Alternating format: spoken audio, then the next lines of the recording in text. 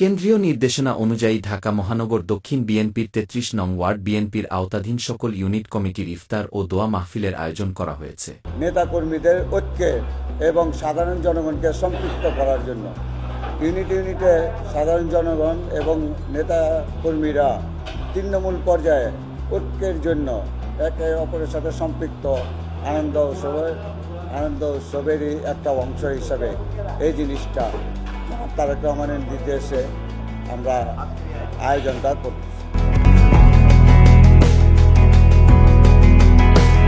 আমার সবাই নিয়ে বৈশা আলোচনা করে, আমার ওয়ার্ড যারা আছে সবাইকে নিয়ে বৈশা, সেক্রেটারি আছে, আমার সাধারণ সম্পাদক, আরও নেতৃবৃন্দ যারা আছে সকল নিয়ে সবার সহযোগিতা নিয়ে আমরা একটা আয়োজন করলাম, যেটা হলো একটা 11টা কিন্তু একবারে করা যায় না, আমরা ওটা করলাম আমাদের তারেক ভাইয়ের নির্দেশে।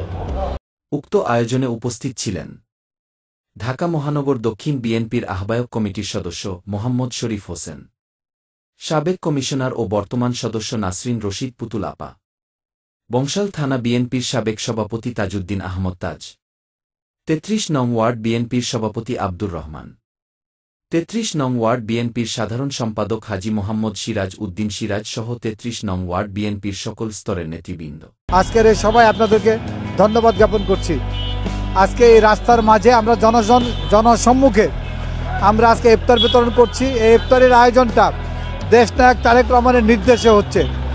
সুতরাং আমরা সকলকে নিয়ে বাংলাদেশের আপামর জনগণের সঙ্গে একাত্মতা প্রকাশ করছি এবং বাংলাদেশের সমস্ত জায়গায় আজকে সন্ত্রাস বিরোধী সমাবেশ করতে হবে। কোনো প্রকার সন্ত্রাস চাঁদাবাজের বিরুদ্ধে আমরা নীরব থাকব না।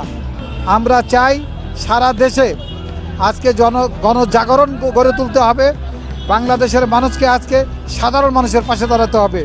বাংলাদেশ জাতীয়তাবাদী দলের নেতাকর্মীদের আজকে জনগণের পাশে দাঁড়াতে হবে এবং সকলের বিপদে আপদে আমরা যেন একত্রিত থাকি, এই আশাবাদ ব্যক্ত করে আজকের সময়ের স্বল্পতা আজকের এই ইফতার আয়োজনের আজকের এই সভা উদ্বোধন ঘোষণা করছি। সকলকে ধন্যবাদ।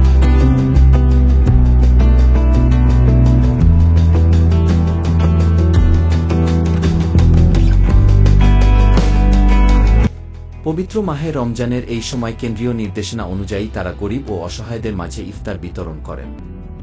রোজাদার গরিব কিংবা ধনী হোক, বন্ধু হোক দূরের বা কাছের, সে যেই হোক না কেন, তাকে ইফতার করালে তাতে উভয়ের জন্য রয়েছে বড় উপকার।